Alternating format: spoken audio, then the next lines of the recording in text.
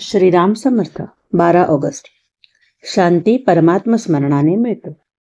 नवविधा भक्तीत जशी श्रवण ही पहिली भक्ती, तद्वतच अनेक संत लक्षणात शांती हे पहिले लक्षण आहे.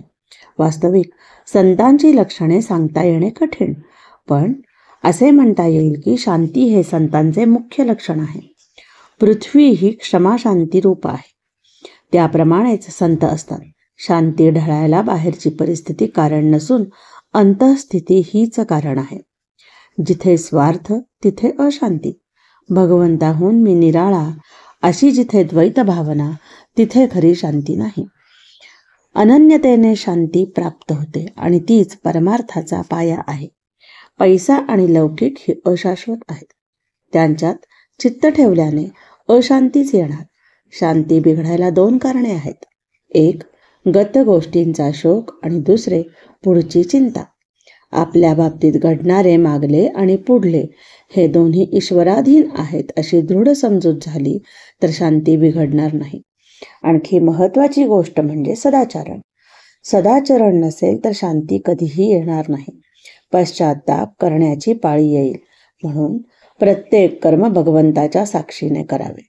भगवंताला साक्षी ठेवून कर्म केले तर हातून दुष्कर्म होणार नाही. सदाचरण हा परमार्थाचा पाया आहे. आपली शांती परिस्थितीवर अवलंबून नसावी. एका साधूला कोणीतरी शेतात झाडाखाली आणून ठेवले. तो तिथे स्वस्थ बसून नामस्मरण करीत असे. तिथे लोक त्याच्या दर्शनाला येऊ लागले. लोकांची ये-जा वाढल्यामुळे त्या शेताच्या मालकाला त्रास वाटू लागला. म्हणून त्याने त्या साधूला उचलून दुसरीकडे ठेवले. साधूची शांती पूर्वीच्या स्थळी होती तशीच दुसऱ्या ठिकाणीही कायम होती. शेतमालकाला आश्चर्य वाटले. ज्याचे मन शांत आणि चिंतारहित असते त्याला कुठेही ठेवा तो शांतच राहणार. म्हणून भगवंतावर विश्वास ठेवून स्वस्थ बसावे. त्याच्यावर भार घालून प्रपंच करावे. करते पण आपल्याकडे घेऊ नये. अकर्तृत्व भाव ठेवावा. अशाने शांती येईल. जगतचालक राम आहे ही भावना दृढ झाली तर शांती येईल. एकनाथांची शांती अगाध होती. नाथांसारखी शांती यायला परमभाग्य पाहिजे. राजे रजवाडे आले आणि गेले, पण ज्ञानेश्वरांचे नाव टिकले, कारण ते शांतीची मूर्ती होते.